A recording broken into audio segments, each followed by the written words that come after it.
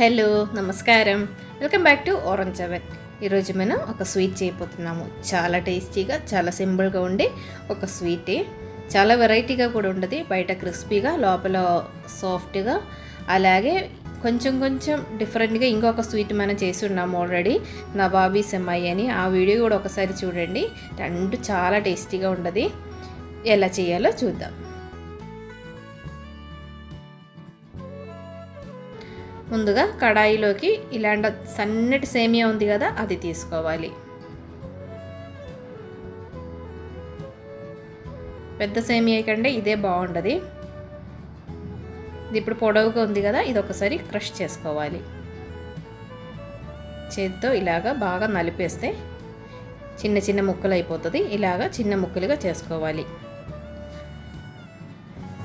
ఇది ఇప్పుడు మనం ఫ్రై చేసుకోవాలి. దీనిలోకి 1 టేబుల్ స్పూన్ దాకా నెయ్యి వేస్తున్నాను. స్టవ్ వెలిగించుకొని చిన్నగా ఫ్రై చేసుకోవాలి. లైట్గా గోల్డెన్ బ్రౌన్ కలర్ వచ్చేదాకా ఫ్రై చేసుకోవాలి. పచ్చి వాసన అంతా పోవాలి. అంటే మనం ఇది మళ్ళీ ఉడకబెట్టట్లేదు, అందుకని మంచిగా ఫ్రై అవ్వాలి. 1/2 కప్పు షుగర్ కూడా వేయాలి. అది షుగర్ పౌడర్ వేసినా పర్వాలేదు, క్రిస్టల్స్ వేసినా పర్వాలేదు. అంటే షుగర్ బాగా కరిగిపోదు, కొంచెం క్రిస్టల్గా అలా ఉండిపోయేది. కానీ టేస్ట్ చాలా బాగుంటుంది. అక్కడక్కడ షుగర్ క్రిస్టల్ కూడా నవ్వులుతూ ఉంటే టేస్ట్ బాగుంటుంది. పౌడర్ వేసినా ఏం కాదు. ఇది ఫ్రై చేసి పక్కన పెట్టుకొని అదే కడాయి క్లీన్ చేసుకొని దానిలో 1 కప్పు పాల పౌడర్ అని, 1/2 కప్పు షుగర్, 1 స్పూన్ వానిలా ఎసెన్స్ పోసుకున్నాను. దానిలోకి 2 టేబుల్ స్పూన్ దాకా నెయ్యి వేసుకోవాలి. అలాగే 1/2 కప్పు పాలు కూడా పోస్తున్నాను. మెల్ట్ అయిన తర్వాత చూసుకొని కావాలంటే 1/2 కప్పులో హాఫ్ దాకా కూడా పాలు పోస్తున్నాను. అంటే థిక్గా ఉండే షుగర్ కరగదు కదా, ఇలా కొంచెం లూజ్ కన్సిస్టెన్సీ అయిన తర్వాత మళ్ళీ థిక్ అవ్వాలి. ఒక 5 మినిట్స్ మనం ఇలా కలుపుతూ ఉండే ఇలాగా థిక్గా అయిన తర్వాత స్టవ్ ఆఫ్ చేసేసి ప్లేట్లోకి తీసి చల్లారనివ్వాలి.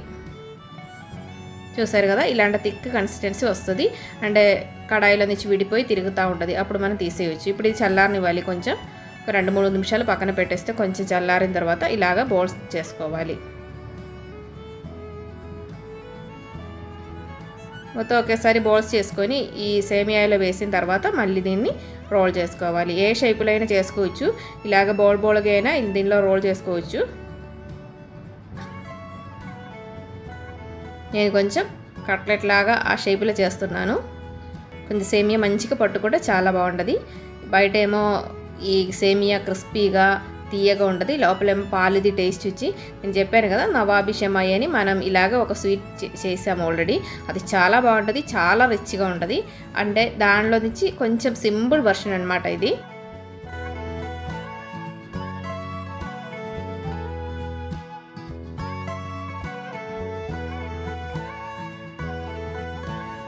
ఇలాగే అందరూ ఒకసారి ట్రై చేసి చూడండి. తర్వాత నవాబీ సెమై కూడా అందరూ ఒకసారి చూసుకొని ట్రై చేసి చూడండి. అది చాలా బాగుంటుంది.